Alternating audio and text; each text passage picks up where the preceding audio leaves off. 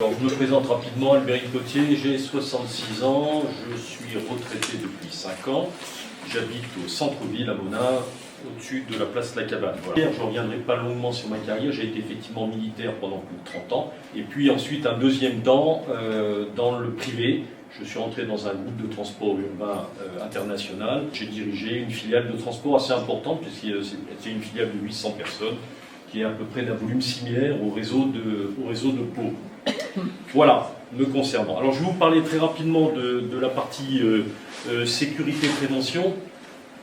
Alors c'est une partie innovante dans notre programme, non pas parce que, je dirais, la sécurité est un sujet préoccupant en France. Quand on regarde les sondages, c'est ce qui ressort majoritairement, mais parce que nous estimons que dans notre programme, l'application de ces mesures telles que je vais vous les présenter, eh bien, vont en quelque sorte pérenniser ce climat apaisé, tranquille, bon enfant, qui caractérise notre commune. Voilà, on y tient. Bertrand parlait tout à l'heure d'un village béni des dieux. Eh bien, je pense que la sécurité s'inscrit tout en fait dans cette démarche. Alors, 3 volets. Un volet sécurité routière, incivilité et addiction, qui est important, qu'il ne faut quand même pas mettre de côté. Et puis un 3e volet qui est le côté de la prévention. Alors, sur la sécurité routière, nous procéderons à un renforcement de la signalisation. Je ne sais pas si vous avez pu constater depuis déjà quelques mois, nous avons au niveau de notre départemental voyants bleus, qui sont bien vus, notamment la nuit.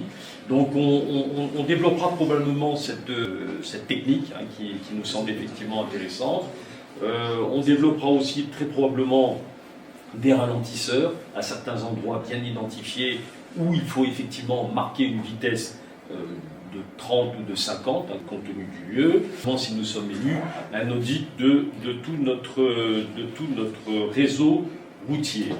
Nous lancerons également une campagne de prévention et de contrôle en collaboration bien entendu avec la gendarmerie. Ça participe effectivement à ce respect des règles.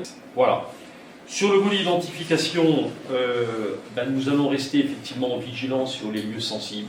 Ces lieux sont identifiés, donc faisons de la surveillance que j'appelle passive, par démarche d'information.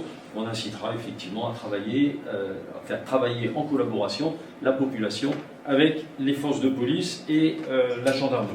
Nous pensons également aussi poursuivre sur la partie prévention sur un système, qui est un système qui est développé au niveau national, qui s'appelle la participation citoyenne, et qui est un dispositif qui permet d'associer intelligemment la population avec les forces de police, en quelque sorte essayer de maîtriser, d'évaluer tout ce qui relève de formes d'incivilité, de délinquance. Mettons en place et travaillons intelligemment au travers de ce dispositif qui, je le répète, c'est bien une approche partenariale entre la population et les forces de police.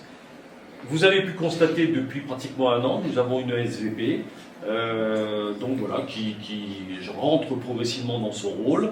Nous officialiserons une semaine, ce qu'on appelle une semaine de la prévention, qui en quelque sorte est une campagne de sensibilisation sur tous les aspects, drogue, alcool, harcèlement, sécurité. Là aussi, ça nous semble effectivement important d'apporter notre vision, de l'information plus près de la population, et puis des plus sensibles que sont les jeunes. Donc toutes ces démarches, nous les entreprendrons également au niveau de nos établissements scolaires. Voilà ce que je pouvais vous dire sur ce volet sécurité.